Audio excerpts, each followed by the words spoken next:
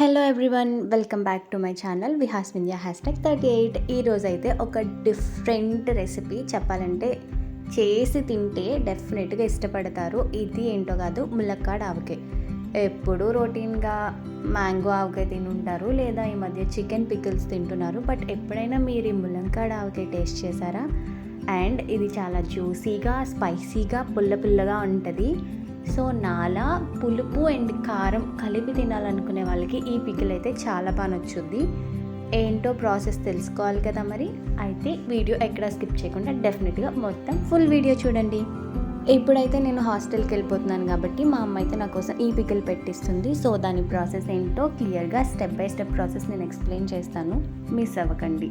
First అయితే ఒక 15 to 20 I think so అన్ని ములక్కాయలు అయితే తీసుకుంది. దాన్ని అయితే నీట్గా చిన్ని పీసెస్ లాగా కట్ చేసింది. ఫస్ట్ వాటిని నీట్గా వాష్ చేసుకోవాలి. అండ్ దెన్ ఎక్కడ తడి లేకుండా ఒక డ్రై క్లాత్తో క్లీన్ చేయాలి.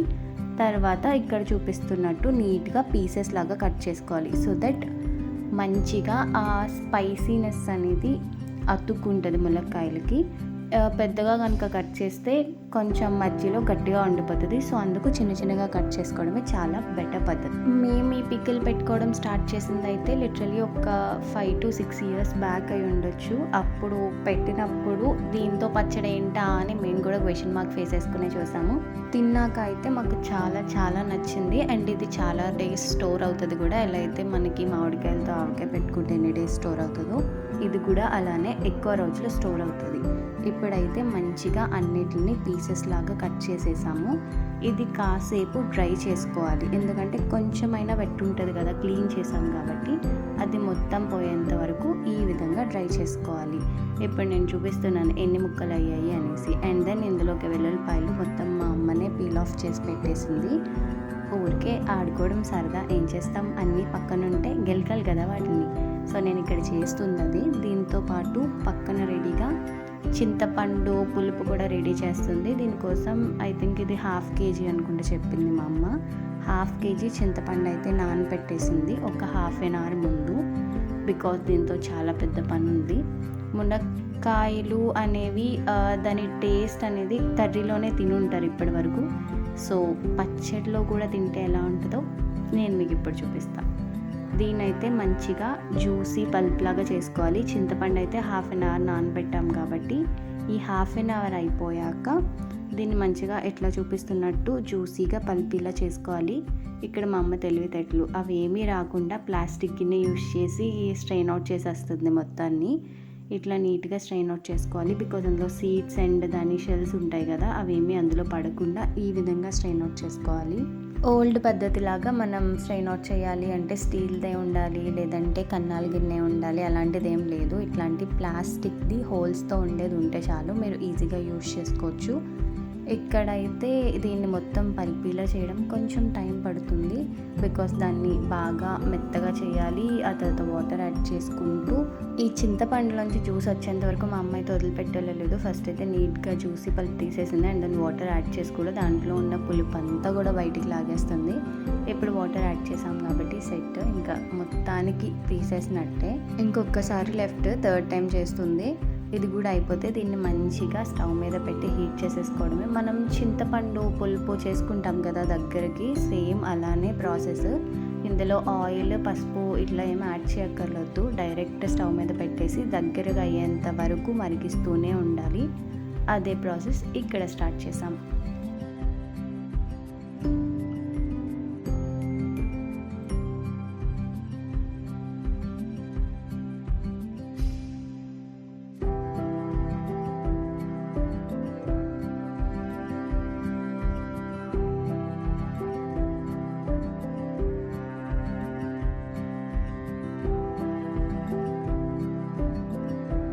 దీన్నైతే మధ్యలో కలుపుకుంటూ మంచిగా చిక్కగా దగ్గరకు అయ్యేంత వరకు అయితే స్టవ్ మీద పెట్టేయాలి. ఇక్కడ అవి మరుగుతూ ఉన్నాయి, మధ్యలో మనం కలుపుతూ ఉన్నాం. సో మనం పెద్ద కష్టపడక్కర్లేదు, దాని పని అది చూసుకుంటుంది. అండ్ దెన్ ఇప్పుడు మన ఫైనల్ ప్రాసెస్ అయితే స్టార్ట్ చేద్దాం. చాలా ఎక్సైటింగ్గా ఉంటుంది. ఇవి టోటల్ పీసెస్ ఇప్పుడు డ్రై అయిపోయినాయి కంప్లీట్గా. ఇందులోకైతే ఫస్ట్ ఒక స్పూన్ ఆఫ్ మెంతులు యాడ్ చేస్తుంది. ఇక్కడ మెజరింగ్ ఏం చూపించట్లేదు, మా అమ్మకి ఎస్టిమేషన్ తెలుసు కాబట్టి అట్లా వేసేస్తుంది. నేనైతే ఇన్ టర్మ్స్ ఆఫ్ గ్రామ్స్ లెక్క మీకు చెప్తాను. వెల్లుల్లిపాయలు అయితే మన ఇష్టం, మనకి ఎన్ని కావాలనిపిస్తే అన్ని వేసుకోవచ్చు, దానికైతే లిమిట్ ఏం లేదు. ఇందులోకైతే తర్వాత ఒక 100 గ్రామ్స్ ఆఫ్ ఆవపిండి వేసుకోవాలి. ఇక్కడ మెజరింగ్ కప్స్ ఏం వాడట్లేదు, మా అమ్మకి పచ్చళ్ళు పెట్టి పెట్టి బాగా అలవాటు అయిపోయింది ఎందులోకి ఎన్ని గ్రామ్స్ అంటే ఎంత కొలతో అనేసి. పర్ఫెక్ట్ 100 గ్రామ్స్ అయితే సెట్ అయిపోతుంది. తీసుకున్న మునక్కాయలు ఒక 15 to 20 అన్నాను కాబట్టి అందులోకి 100 గ్రామ్స్ ఆవపిండి కరెక్ట్గా సరిపోతుంది. ఇందులోకైతే నెక్స్ట్ పచ్చికారం యాడ్ చేయాలి. సేమ్ అది కూడా 100 గ్రామ్స్ లెక్కే. సో ఇక్కడ మనం తీసుకునేది 100 గ్రామ్స్ ఆఫ్ ఆవపిండి అండ్ 100 గ్రామ్స్ ఆఫ్ పచ్చికారం. పచ్చికారం ఎందుకు పర్టికులర్గా అంటే మనకి కలర్ అండ్ స్పైస్ ఎగ్జాక్ట్గా బాగుంటుంది కాబట్టి.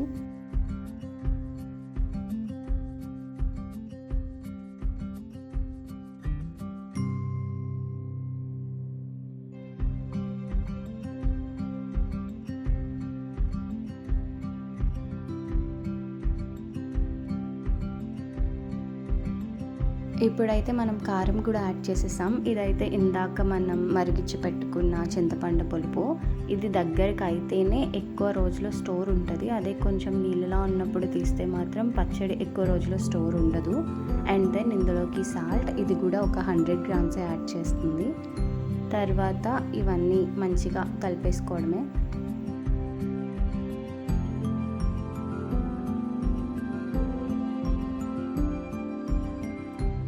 ఫైనలీ అయితే ఇందులోకి మనం రెడీ చేసి పెట్టుకున్న పులుపు అయితే యాడ్ చేసుకోవాలి మొత్తం కంప్లీట్గా. సో 15 to 20 మునక్కాయలకి ఒక 1/2 kg ఆఫ్ చింతపండు కరెక్ట్గా సరిపోతుంది పులుపు. ఇదంతా ఇందులోకి యాడ్ చేసేసుకొని మొత్తం కలిపేసుకుంటే సెట్ అయిపోతుంది. అట్ లాస్ట్ ఆయిల్ యాడ్ చేయడం అయితే అస్సలు మర్చిపోకూడదు. ఇవన్నీ యాడ్ చేసేసుకున్నాక ఫైనల్గా అయితే ఆయిల్ యాడ్ చేసుకోవాలి.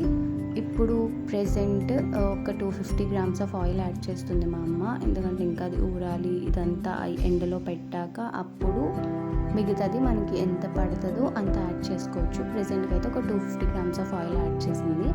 ఇవన్నీ వేసుకున్న తర్వాత మంచిగా కలిపేసుకోవడమే.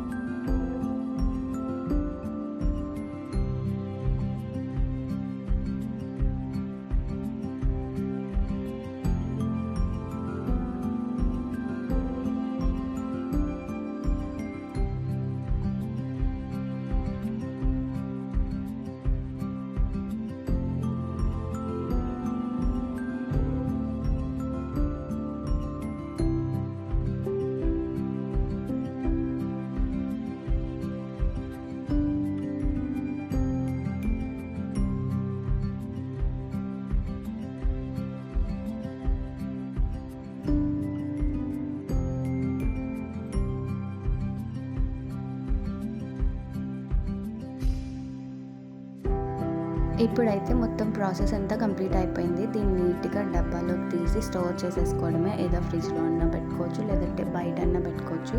ఫ్రిడ్జ్లో పెట్టుకుంటే ఒక బెనిఫిట్ ఏంటి అంటే దాని కలర్ అన్నది చేంజ్ అవ్వకుండా ఉంటుంది. సో ఫ్రిడ్జ్లో పెట్టుకోవడం చాలా బెస్ట్ ఐడియా. ఇప్పుడైతే దీంట్లోకి ట్రాన్స్ఫర్ చేసేసుకోవడమే.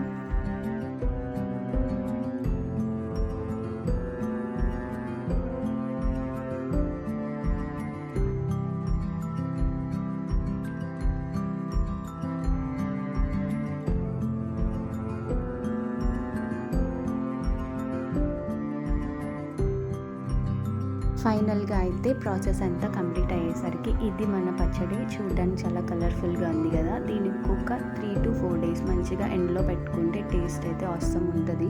పచ్చడి మొత్తం పెట్టేశాక లాస్ట్లో ఆ ప్లేట్లో అన్నం కలుపుకొని తింటే చాలా బాగుంటుంది కదా. సో నేను ఆ సేమ్ ప్లేట్లోనే రైస్ యాడ్ చేసుకున్నా. అండ్ ఇక్కడ ఉన్న ములక్కాయలు అయితే మేము ప్రీవియస్గా పెట్టిన పచ్చడిలోవి, బికాస్ వెంటనే అయితే ఊరిపోవు కదా అండ్ వెంటనే తినలేము కూడా, పచ్చి పచ్చిగా ఉంటుంది. సో అందుకు అదొక్కటి నేను ప్రీవియస్గా చేసిన పికిల్లోది యాడ్ చేశాను. అండ్ ఇక్కడ టేస్ట్ అయితే నిజంగా చాలా బాగుంది, అన్నీ కరెక్ట్గా సరిపోయినాయి.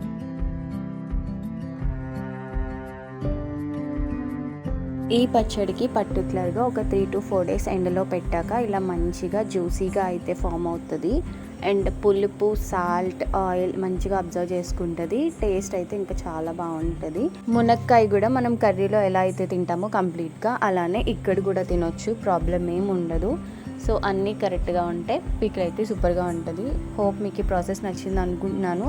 ఈ ప్రాసెస్ నచ్చితే డెఫినెట్గా ఇలానే ట్రై చేసి చూడండి. అండ్ బికాజ్ ఇది సీజన్ అనుకుంటున్నా, పర్టికులర్గా మునక్కాయలకి దొరికినప్పుడే పచ్చడి పెట్టుకుంటే అవి దొరకని టైంలో కూడా మంచిగా మనం పచ్చడిని ఎంజాయ్ చేయొచ్చు. సో ఇదే ఈరోజు వీడియో నచ్చితే please like, share and subscribe.